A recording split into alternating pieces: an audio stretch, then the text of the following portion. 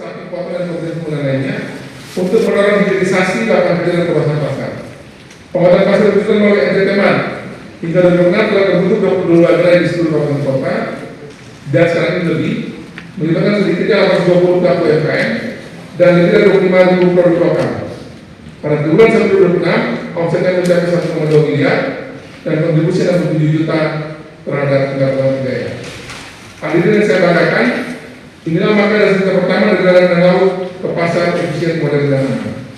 Kita tidak hanya meningkatkan produksi, tapi juga membuat ekosistem dari hulu ke hilir. Nyatanya ekonomi NTT tidak berhenti sebagai bahan mentah, melainkan sebagai produk nilai tambah berdaya saing dan meningkatkan kesejahteraan masyarakat. Namun, kekayaan sumber daya alam tidak akan berarti tanpa sumber daya manusia yang mampu mulai menjadi peluang dan kemajuan. Karena itu, pembangunan selanjutnya kita akan pada dasar kita kedua, milenial dan perempuan, motor kreativitas lokal. Untuk membentuk manusia yang kreatif, inovatif, produktif berbudaya dan berbudaya saing sebagai penggerak utama pembangunan daerah. Hadirin yang saya hormati, kemajuan ekonomi tidak hanya ditentukan oleh sumber daya alam, tapi juga kemampuan masyarakatnya mengolah inovasi dan nilai tambah. Karena itu melalui dasar kita kedua, pemerintah provinsi NTT menempatkan generasi muda dan perempuan sebagai penggerak kreativitas, kewirausahaan dan ekonomi lokal. Strategi pengembangan ekonomi kreatif difokuskan pada pengembangan potensi lokal dan ekonomi tersebar pada 16 subsektor dengan 3 subsektor mulai dari kria, kuliner dan fashion. Pada tahun 2025, jumlah pelaku ekonomi kreatif dan wisata mencapai 10.820 orang, mencakup 7.381 pelaku kria, 2.385 pelaku kuliner, dan 305 pelaku fashion. Sektor ini memberi kontribusi nyata terhadap produk domestik regional bruto provinsi NTT sebesar 1,181 miliar pada tahun 2020. Perlindungan produk lokal diperlukan oleh peraturan daerah nomor 4 tahun 2003 tentang perlindungan pemanfaatan dan pengembangan ekonomi kreatif serta ekspresi budaya tradisional. Sebanyak 293 produk telah memperoleh fasilitas hak kekayaan intelektual HKI pada tahun 2024, dilanjutkan dengan fasilitasi 20 produk pada tahun 2025, serta target 100 produk dari konsultasi HKI pada 20 pelaku usaha pada tahun 2026. Peningkatan kapasitas kerja terus digencarkan secara masif di Kabupaten Tenggawa. Pelatihan menyasar pelaku UMKM di desa Lelikoen untuk produk gula semut dan desa OET untuk produk tenteng kacang dena. Melalui program pengembangan sumber daya pariwisata dan ekonomi kreatif, dalam situasi masih menjangkau 1.845 peserta dari target awal 1.290 orang, serta menarik 30 komando wisata atau lokal champion di setiap kabupaten. Program OFOM di desa wisata turut mencetak 230 wirausaha di Kabupaten Kupang, ND Rote Dawa Sumba Barat Daya, Arau Brebes Timur, dengan produk unggulan seperti kopi, bumbu kering, cabai, rempah-rempah, kacang mete, granola, abon ikan, jagung, kiwi, dan kemiri.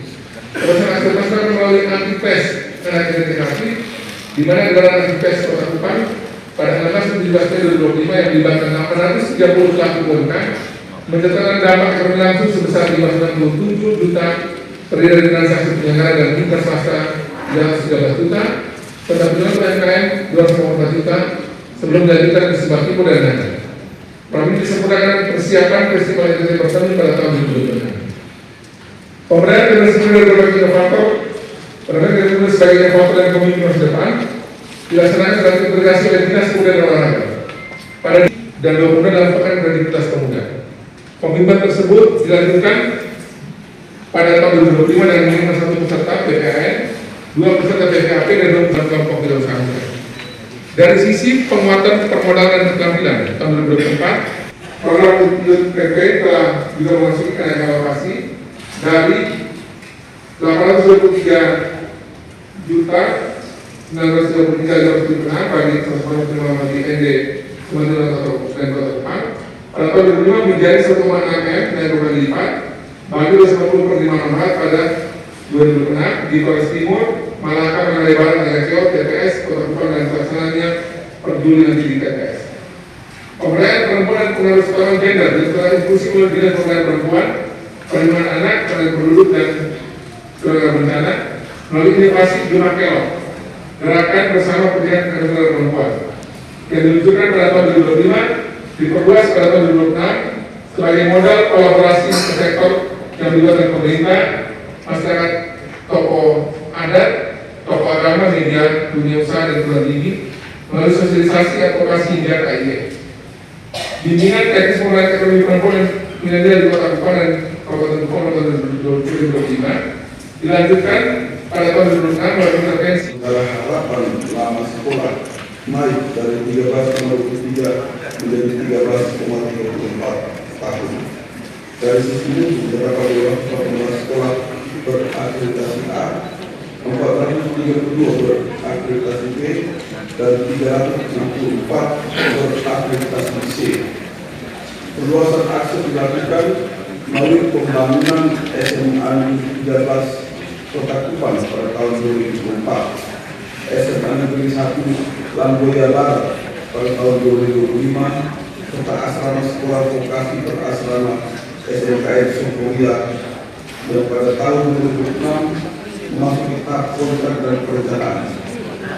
Intervensi sarana menjangkau 62 SMA dan 46 SMK pada tahun 2004, serta 72 SMA dan 17 SMK pada tahun 2005. Pada tahun 2006, fasilitas SMA Negeri 13 Kota Kupang, SMA Negeri Dondo IND dan SMKN 1 Restorasi Golewa dan SMKN 1 Amal Selatan memasuki tahap serah terima disertai penguatan jaringan internet sekolah. Salah satu quick wins adalah program pendampingan seleksi UTBK, TNI, Polri, dan sekolah kedinasan yang diikuti 1.944 peserta dari 22 kabupaten kota. Hasil survei menunjukkan 33,5% siswa berminat ke perguruan tinggi, 17,2% ke TNI, 16,9% ke sekolah kedinasan, 9,1% ke Polri, ini dan 5,2% ke dunia kerja. Tercatat pula 3.003 siswa berhasil diterima di perguruan tinggi negeri. Pendidikan vokasi diperkuat oleh 6 SMK vokasi unggulan potensi daerah yang potensinya diselaraskan dengan kebutuhan pembangunan dan dunia kerja. Prestasi siswa juga ditunjukkan melalui medali emas atletik lari 100 meter, fiksi SMK serta FSL 3N SMA bidang terkait. Pengembangan SDM berjalan bersama pembinaan pemuda dan olahraga. Pada tahun 2006, pembinaan atlet diperkuat melalui PPLD dan PPLND sebagai bagian dari regenerasi PON 22 tahun 2028 NTT dan NTB. Prestasi olahraga terus meningkat. Pada PON 21 Aceh Sumatera Utara 2004, 118 atlet NTT meraih 36 medali, terdiri dari 7 medali emas, 13 perak dan 16 perunggu. Pada Peparnas 17 Solo 2024, NTT meraih 32 medali, terdiri dari 7 emas, 17 perak dan 13 perunggu. Pada Popnas 17 Jakarta 2005, NTT memperoleh 11 medali, 1 medali emas, 5 perak dan 5 perunggu. Sedangkan Gelora Pencaksilat Jakarta 2025 menghasilkan juara unggulan dengan 2 emas dan 1 perak. 5 atlet NTT juga memperkuat Indonesia pada SEA Games ke-33 Thailand tahun 2025 dan menyumbangkan masing-masing 1 medali emas, 1 perak dan 1 perunggu. Pada PON bela diri 2 tahun 2005 di Kudus, NTT meraih 16 medali dari 6 cabang olahraga, 2 emas, 4 perak dan 10 perunggu. Prestasi olahraga disabilitas turut berkembang. Hingga Juli 2006, atlet NPCI NTT meraih 4 medali emas pada ASEAN Para Games ke-13 Thailand. Secara akumulatif, sepanjang tahun 2023 sampai 2006, atlet NPCI NTT telah mengumpulkan 20 emas, 15 perak, dan 14 perunggu dari berbagai kejuaraan nasional dan internasional. Menjelang PON 22 tahun 2008 bersama NTT dan ITB, pemerintah memperkuat seleksi atlet potensial, latihan berkelanjutan, monitoring fisik dan teknik, tryout nasional, serta basis data atlet. Di bidang kepemudaan, pelatihan pria, desain grafis, fashion, kuliner, dan pengelasan telah menjangkau 626 peserta dari 12 kabupaten kota dan menghasilkan 79 kelompok usaha pemuda yang memperoleh bantuan modal.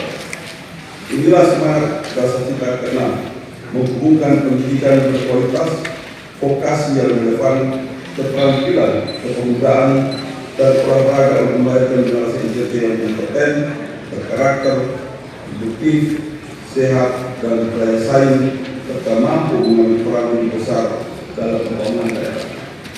Akhirnya sewaktu ketersediaan infrastruktur dasar merupakan fondasi bagi kualitas hidup, akses pelayanan, dan pertumbuhan ekonomi.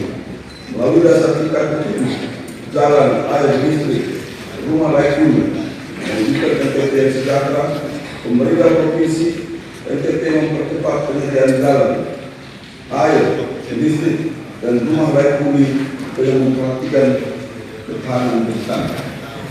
Perubahan iklim, prinsip green and blue infrastructure, serta kebutuhan sektor produktif.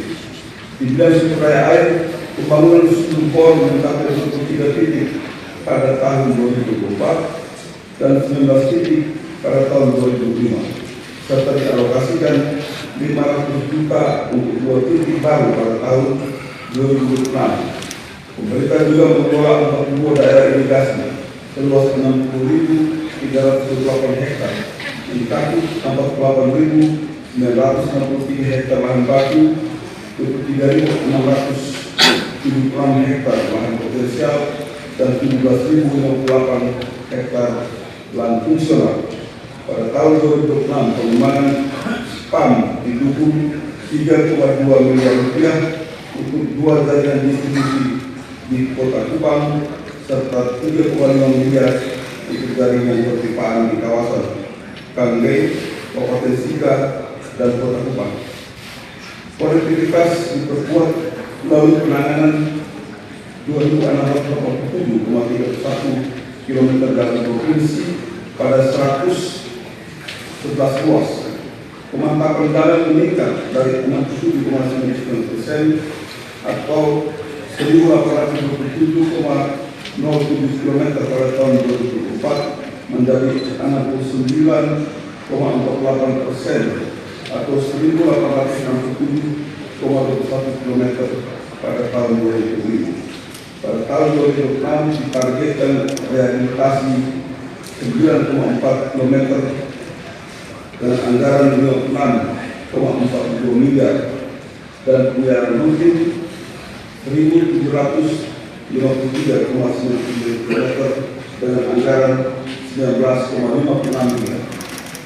Di sektor perumahan pada tahun 2006 dialokasikan 4,70 miliar rupiah untuk rehabilitasi 188 unit RTLH dan 37,64 miliar rupiah untuk pembangunan 361 rumah baru layak huni dengan total pagu penanganan RTLH 157,85 miliar rupiah, disertai penyediaan prasarana, utilitas, dan sanitasi.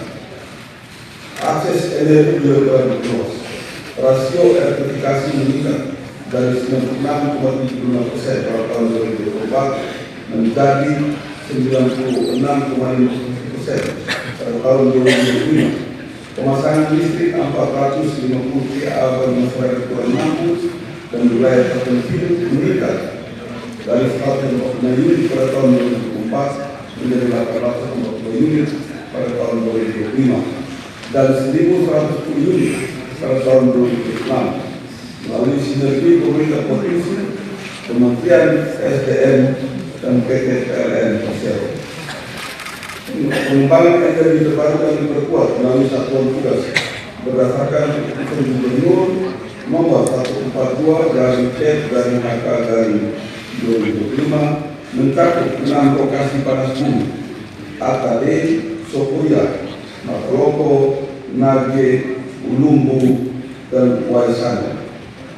PLTP Sopuria telah beroperasi 8 MW dan Ulumbu 10 MW dengan total 18 MW dan direncanakan berkembang masing-masing dari 30 MW dan 40 MW. Makoloko dan Nage berada pada tahap eksplorasi dengan rencana kapasitas masing-masing 20 MW. Pengembangannya juga didukung kerjasama dengan Universitas Nusa Tenggara untuk dialog publik dan pengembangan muatan lokal mengenai panas bumi. Infrastruktur sektor kelautan dan perikanan turut diperkuat melalui DAK 2004. PPI mengaku mendapat peningkatan penanganan global, dermaga, kolam pelabuhan, tempat pemasaran ikan, dan jaringan listrik. PPI Amagara Pati melalui dermaga dan fasilitas air tawar. PPI Hukum melalui kolam pelabuhan serta PPI OEPA melalui pura penahan tanah. Pemerintah juga membangun pusat informasi kawasan konservasi. Pada sektor budaya, Balai Benih Ikan Sentral Mokere direhabilitasi untuk mendukung penyediaan benih, sementara pembangunan geomembran di Kabupaten Sukabumi diarahkan meningkatkan produktivitas darat. Dukungan perlengkapan dan peran juga diberikan kepada Pokmaswas untuk memperkuat pengawasan sumber daya kelautan dan perikanan. Inilah semangat dasar kita ketujuh, menghadirkan jalan yang menghubungkan air dan listrik menjaga masyarakat, rumah yang layak, energi yang berkelanjutan, serta infrastruktur produktif yang membuka peluang ekonomi menuju infrastruktur ETT yang semakin merata, tangguh, produktif, dan menerima manfaat nyata bagi kesejahteraan masyarakat. Bapak Ibu yang saya hormati, peningkatan kualitas tata pemerintahan penting untuk memastikan pembangunan efektif dan pelayanan publik semakin baik. Satu tahun kemerdekaan Republik Indonesia mengingatkan kita bahwa kemerdekaan bukanlah tujuan yang sudah dicapai, dan tanggung jawab dan terus diisi dari generasi ke generasi. Bung Karno pernah menyebutkan kemerdekaan sebagai jembatan emas. Jembatan itu telah diperjuangkan oleh para penduduk kita dengan darah, keberanian, dan pengorbanan. Tugas generasi kita hari ini bukan lagi merebut jembatan itu, tetapi memastikan kemana jembatan tersebut menjadikan rakyat menuju Indonesia adil dan makmur. Bagi Nusa Tenggara Timur, jawaban harus jelas. Mengisi kemerdekaan berarti memastikan pembangunan benar-benar hadir dalam kehidupan masyarakat. Ketika dan laut semakin produktif, perempuan dan generasi muda semakin berdaya, pariwisata dan kebudayaan semakin hidup, kesehatan semakin terjamin, pendidikan semakin berkualitas, infrastruktur semakin menghubungkan, pelayanan publik semakin baik, dan akses digital semakin merata. 10 dasar kita bukanlah 10 kebijakan berdiri sendiri. Semuanya merupakan satu rangkaian ikhtiar untuk membangun NTT yang maju, sehat, cerdas, sejahtera, dan berkelanjutan. Ikhtiar ini bukan perjalanan NTT sendiri. Di bawah kepemimpinan Presiden Republik Indonesia Prabowo Subianto, pemerintah pusat terus menegaskan pentingnya sinergi pusat dan daerah agar pembangunan nasional bergerak dalam satu arah dan manfaatnya benar-benar sampai kepada rakyat. Kami menyampaikan terima kasih dan penghargaan kepada Presiden Prabowo Subianto dan pemerintah pusat atas perhatian serta dukungan yang diberikan kepada Nusa Tenggara Timur, termasuk melalui penambahan dana alokasi umum atau DAU sebesar 1,094 triliun yang memperkuat ruang fiskal daerah untuk mendukung pelayanan dasar dan mempercepat berbagai program pembangunan bagi masyarakat. Dukungan tersebut berdasarkan satu hal penting, bahwa ketika keterkaitan daerah berdalam dan berparah, jarak tidak lagi menjadi penghalang bagi hadirnya negara di tengah masyarakat. Bagi NTT, sinergi ini berarti memastikan program-program nasional benar-benar menjangkau pulau-pulau, desa-desa, dan keluarga yang paling membutuhkan, sekaligus membuka ruang agar potensi NTT dapat menjadi kontribusi lebih besar bagi Indonesia. Karena membangun Indonesia tidak mungkin hanya dari pusat. Indonesia hanya akan kuat apabila daerah-daerah yang kuat. Indonesia akan maju apabila desa-desanya maju, dan Indonesia akan sejahtera apabila kesejahteraan itu benar-benar dirasakan hingga ke wilayah terjauh negeri ini. Disitulah pemerintah provinsi NTT mengambil bagian, menyelaraskan dasar kita dengan asta kita dan arah pembangunan nasional, memperkuat kerjasama dengan pemerintah pusat, pemerintah kabupaten kota, dunia usaha, perguruan tinggi, komunitas, dan seluruh masyarakat agar pembangunan tidak berhenti sebagai kebijakan, tetapi menjadi perubahan nyata dalam kehidupan masyarakat. Keberhasilan itu tidak hanya ditentukan oleh pemerintah, ia bergantung pada kemampuan kita semua untuk bekerja bersama, menghubungkan desa dengan pasar, pendidikan dengan dunia kerja, sumber daya alam dengan nilai tambah, teknologi dengan kebutuhan masyarakat, kebijakan dengan kehidupan nyata warga. Di usia ke-21 kemerdekaan Republik Indonesia, mari kita jadikan pembangunan NTT sebagai perjuangan kita hari ini. Pemerintah hadir dalam kebijakan dan pelayanan. Pemerintah pusat dan daerah bergandengan tangan. Masyarakat hadir melalui kerja dan kreativitas. Dunia usaha membuka investasi dan kesempatan. Kaum muda membawa gagasan, keberanian, dan inovasi. Seluruh elemen masyarakat menjaga persaudaraan dan gotong royong sebagai kekuatan utama kita. Kita hidup di selatan Indonesia, tetapi kita tidak pernah berada di pinggir cita-cita Indonesia. Dari pulau-pulau ini, dari tanah yang keras, tetapi penuh harapan, dari laut yang luas, dan generasi yang terus tumbuh,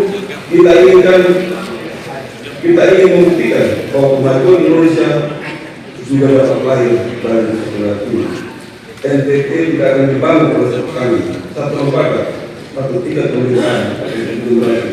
NTT hanya akan maju ketika kita memilih untuk maju bersama.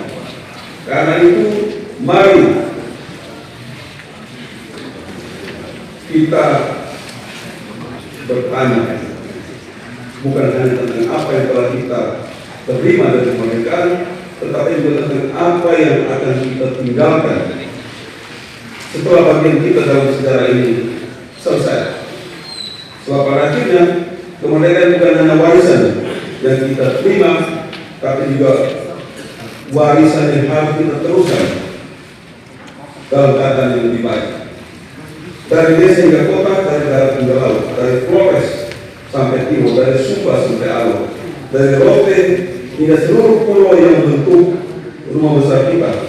Mari kita lanjutkan kerja ini dengan keberanian untuk memulai, ketekunan untuk bertahan, dan kesediaan untuk berjalan bersama. Itulah cara kita mengisi kemerdekaan. Itulah cara kita menghormati mereka yang memperjuangkannya. Dan itulah NTT yang hendak kita wariskan kepada generasi selanjutnya.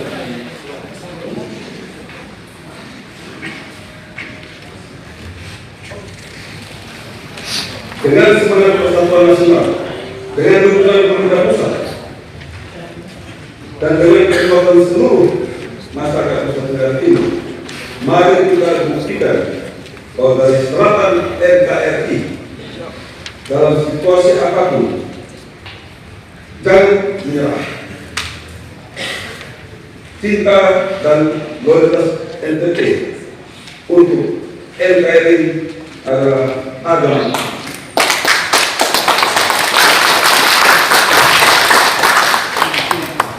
Kita tidak hanya mengikuti perjalanan bangsa, tapi kita ikut menentukan arah masa depan.